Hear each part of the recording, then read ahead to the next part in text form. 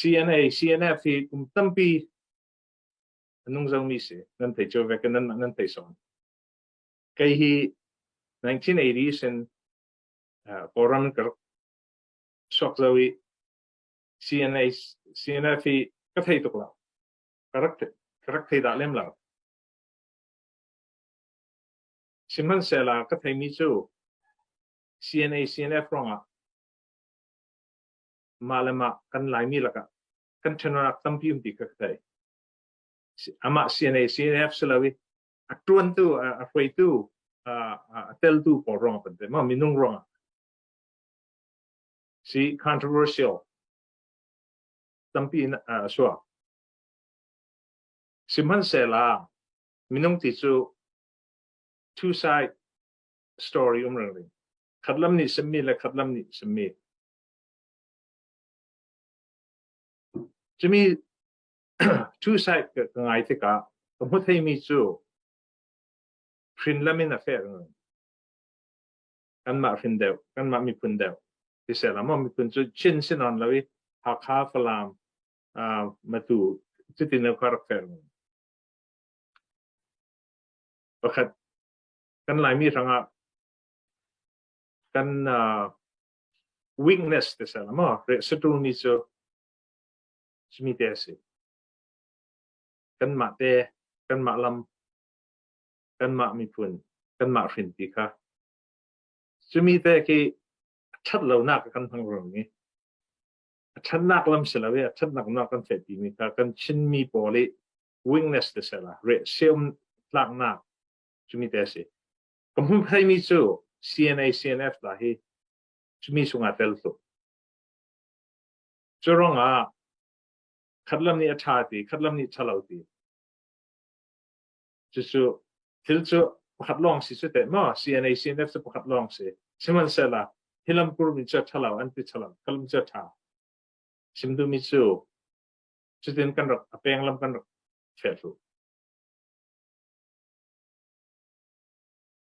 kan nong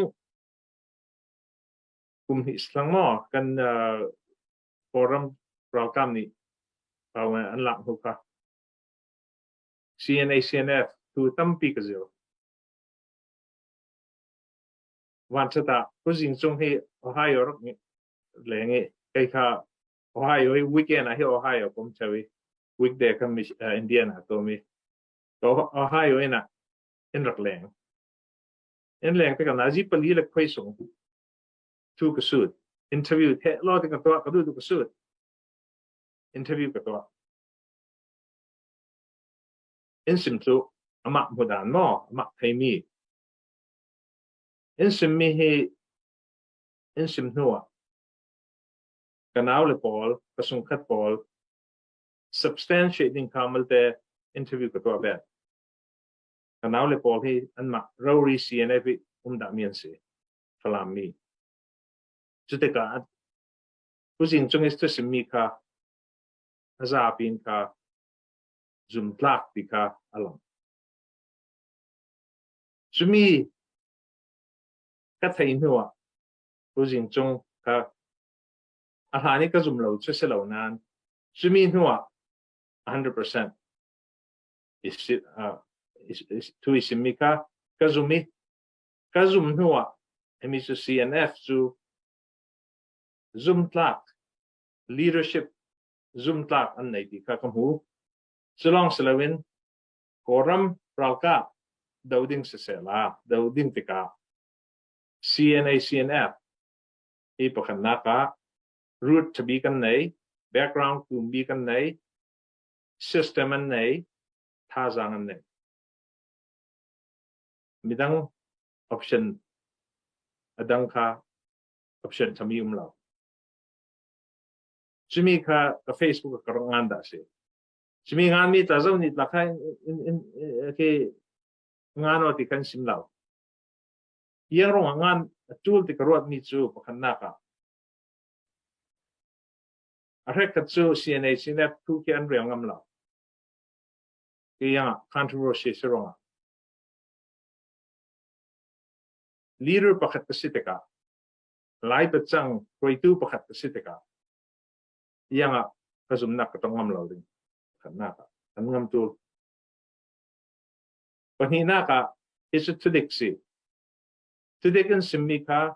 ama long sim selawi ke ma unaw ke ma ka temi roni ni is tudik si di isim thei ronga ka zum be patum na ka zau te ka chimi kum rai zau ma CNF lo organization dang pakat man ding man ding ta se la ko ram rao ka dau dinga zau man dau tlak ng kum da la choranga kan chin mi ranga in tan tu ding ko ram rao ka dau thei tu ding chu CNF long ti ka ke mani ka pomi Facebook kar ngan da mi se wan sia da Facebook ka arak puak te men sela naji pani patum sunga ka minung tam tung ni comment te ka Facebook ni lock thakat sung ri Facebook mang phei lao si rekan ni so tang pani ka ki screenshot te to is mi ka ngan da mi te thak ipek sa ke ka nei lao simhan sela ngan da mi chu ka thin lung sung bai hat ka to yang ka zum mi se ka zum mi he thang chong lao mi tua in sud bet CNF yang pe tu ni tiang CNF su tumbi kan si Zumh tlak mi kan si pray to ta nei tu nan si so long selawin NUG ati mat pi mi NUG a film mi organization nan si churanga CNF su kum hi lai na kan tu ni he to be son in karwat to be to CNF ni NUG bombing NUG ni koram rao koram chuza ane dingi federal democracy kan nga ding ka one way long through NUG supported by CNF ika karwat naksi choranga tu niya CNF na sport mo sila ka sport ba IDN ta ka sport sumpain ta ka sport okay CNF perfect simo asiding sa kazumbak lao CNF la swal nak tampi nanto amiyum ding nanto swal miyum ding sorry nanto swal itam sa tumding nanto pal nitam sa tumding organization tang tanto an pal nak tamzat pal nak umlaw organization pakan manumlaw simhan sela the whole organization comes up with that is the right organization the right leadership with the right approach kandung utla hey napitit laya katong pika malte sunak vek lakan nei amale pusin chung they're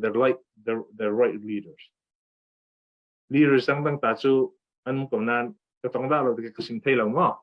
an pani chu katong kat thai mi si turel tang mi kan se they're the right leaders with big vision to be mi chu CNF CNA hi sak big nan si a thong big nan si just the ka a thong de lo mi organization ka organization long slow a thong de lo mi pun kwa ram hi fair and just then treatment back ng ka CNA down a tumbik sit in karwa so you cannot forget that you have the power and with power comes responsibility jimika hillo teng ding ka to be to ting karwa si tu lai fanga kan ma kwat kwa sila ram chiarin hi defense force tampi kan construct himself okay nativekin aming han ka thai chok non lo man se la mo thing pen se la kan ma te kan ma ram hanga ti kha pakhat na ka hing kan nei chia ka tirang thel chimi hi kan lai ni la ki por ni chin yo ka ti ni kha chimi silin tin karwa kan rak nei tu ni tenga thi lao ti nung zat mi chu nan thei che vek sa kau rau kap kan nei che ti ka kan khwa ni rau kap nei kan hrin ni rau kap nei zoni command a pek ngon ding is dangerous so hanga tu sin hi CNF leadership to be dang ka we need everybody to be under one command chimi ka chu ke ma long tong silawin NUG lamin si se Dr. Sasata kan bia ko tinten we need everyone under one command because chimi ka kapom na sabe so hanga dunia CNF